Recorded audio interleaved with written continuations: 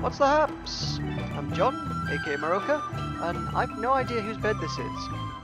This is definitely my room. Like outside my room, but I haven't been in here in a long time. I don't know which bed's mine. That could quite easily be Uriel's. Anyway, that's not why we're here. We're not here to talk beds. We're here because there's been a few posts on the Spiral Knights forums, and they're kind of interesting. They're worth talking about a little bit, I feel. So I'm just going to go for a wander around the halls for a bit. So, this is the sort of thing that I would normally reserve for like a patch notes video, or maybe I would ramble about it, but obviously I've kind of decided I'm on hiatus for a couple of weeks, except for this, I guess. And it is something I could like kind of like to talk about. This is a nice place. Let's take a minute, just sit right here, and I'll tell you how I became the Fresh Prince of let's take a minute and sit right here, and I'll tell you what Nick's been posting on the forums. What Nick's been posting on the forums is, firstly, that apparently due to the extended server downtime recently, which I didn't notice, but yeah, clearly most of the downtime's normally during my lunch break, which means I can't play it during my lunch break at work, but meh, neither here nor there.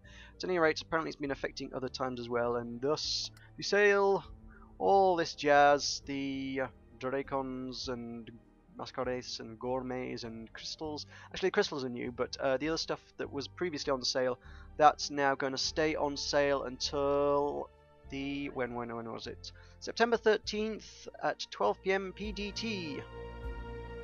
In addition, all the Fire Crystals are also on sale now, so if you happen to be in the market for Fire Crystals, and honestly, I can't really imagine many people are, just on the basis that they're a little bit overpriced for what you get out of them.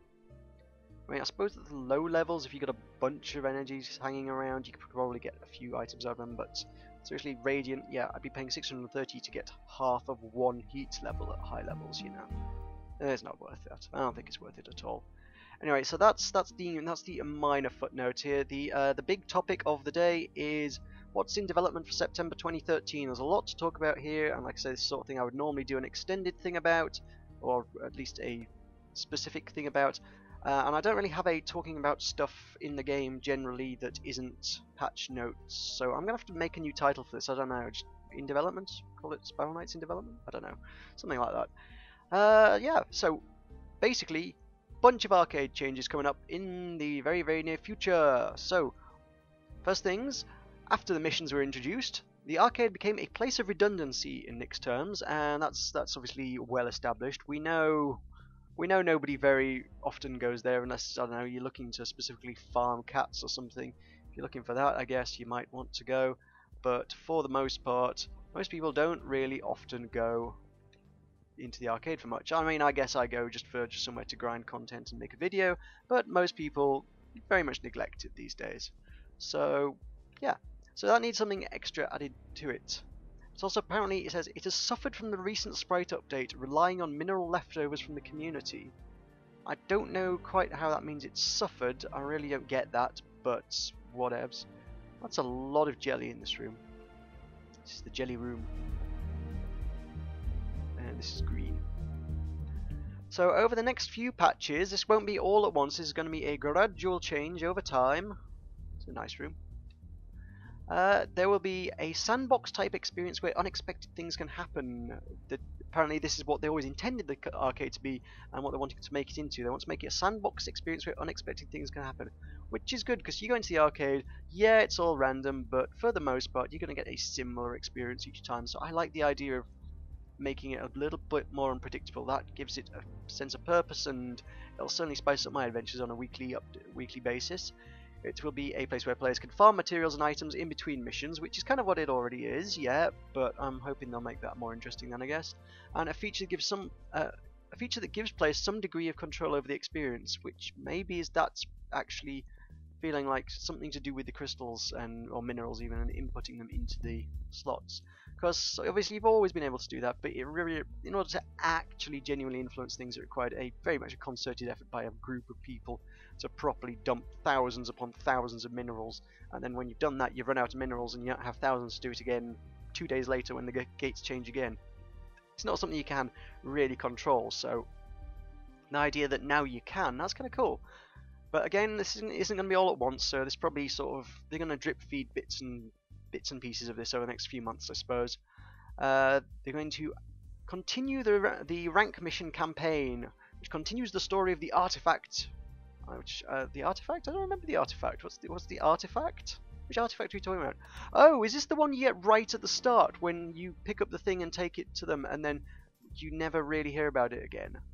Yeah, I've done that a couple of times, and yeah, there's nothing about the artifact beyond beating that gremlin right at the beginning. Huh. So that could be cool.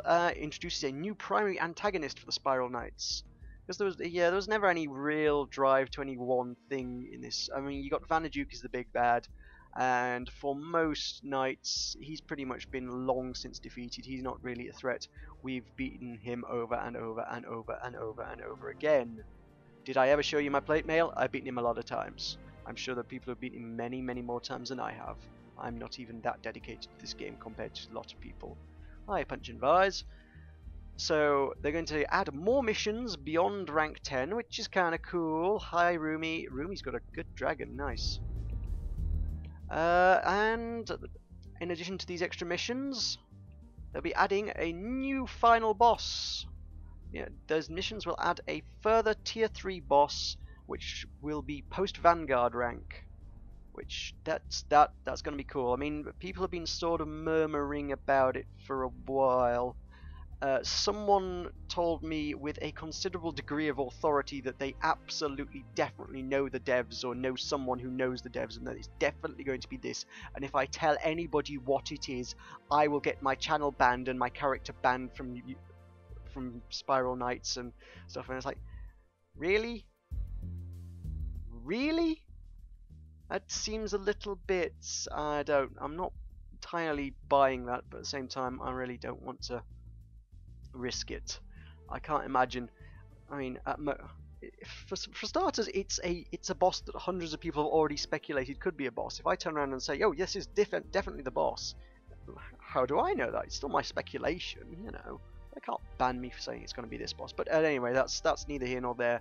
There is a boss that I've been told it's definitely a thing. If you want to know, probably message me through Steam or something. I'll tell you what I've been told it is, because I can't say in a video apparently. So beyond that, challenge mode. In addition to the exciting features we have planned for the arcade and rank missions, we're busy working on an all-new challenge mode that will allow players to work as a team in cooperative scenarios and compete with other teams for a high score. Challenge mode will also feature rewards for those that really excel, which is that's entirely new stuff. That's pretty cool. It feels like it goes in along with the lockdown type stuff. But cooperative rather than competitive. I don't know, it sounds interesting. I'm intrigued to try that. Not that I'm a particularly social person in this game, but hey ho.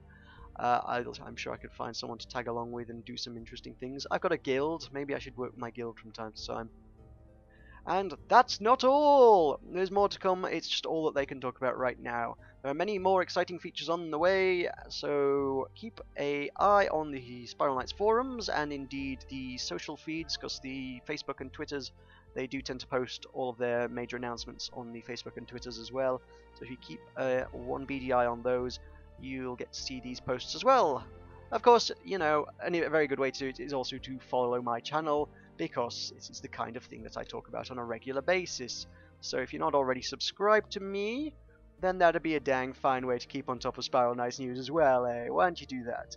So if you've enjoyed this video, please do leave a like, and that'll let me know that this is the kind of thing that you want to see more of, because I think it might be. So that's pretty much covers all the news, and thank you very much for watching! And I'll see you in a couple of weeks, barring any more patches. Of course, I will do patch notes if there are any patches. I'll see you later.